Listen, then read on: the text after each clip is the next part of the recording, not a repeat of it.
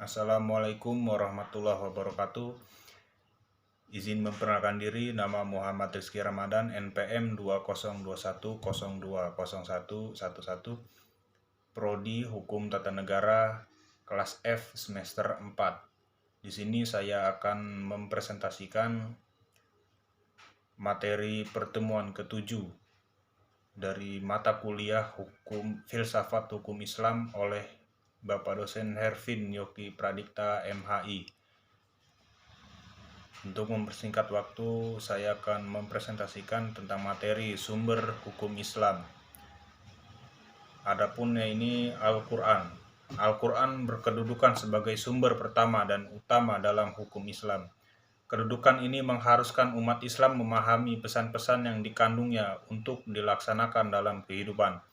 Hal tersebut juga diperlukan sebagai upaya mengatur perilaku manusia, baik yang berhubungan dengan manusia ataupun makhluk yang lainnya secara horizontal.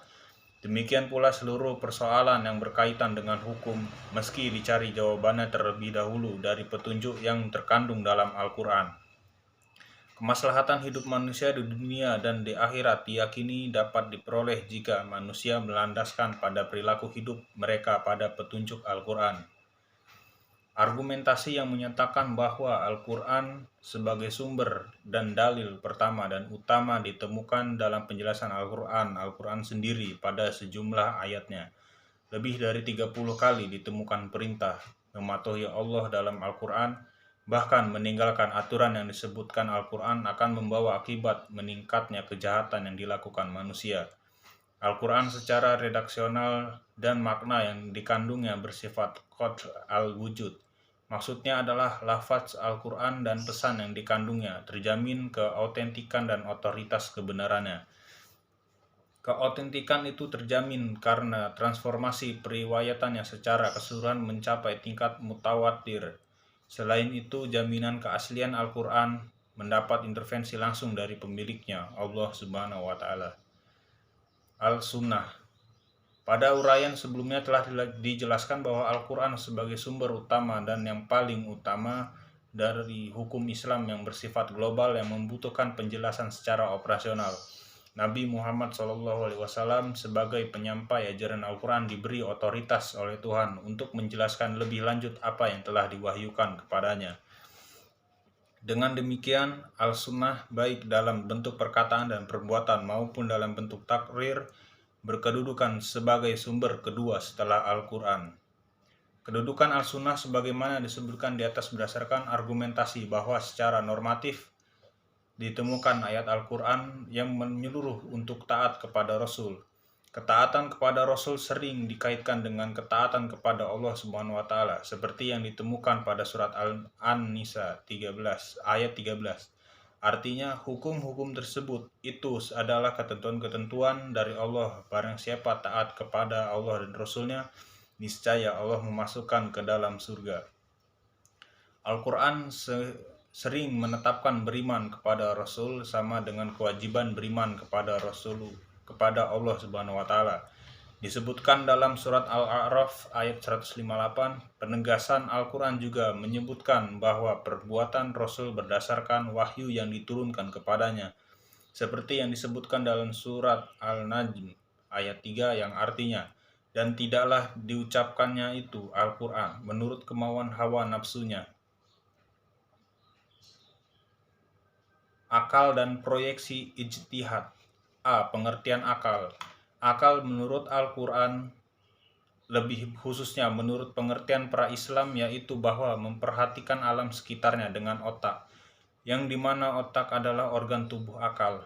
Artinya akal itu tersendiri terdapat di dalam otak seseorang yang digunakan untuk berpikir, dan berdasarkan pemikiran itu maka lahirlah suatu ide atau gagasan mengenai suatu masalah yang dipikirkan. Sebagaimana telah kita ketahui bahwa Allah Subhanahu wa Ta'ala menciptakan manusia berbeda berdasarkan akalnya dengan makhluk hidup lainnya seperti hewan dan tumbuhan.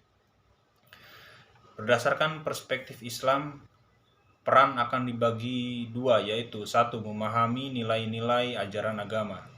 Apabila ada doktrin yang kurang jelas, akal akan merumuskan pelaksanaannya.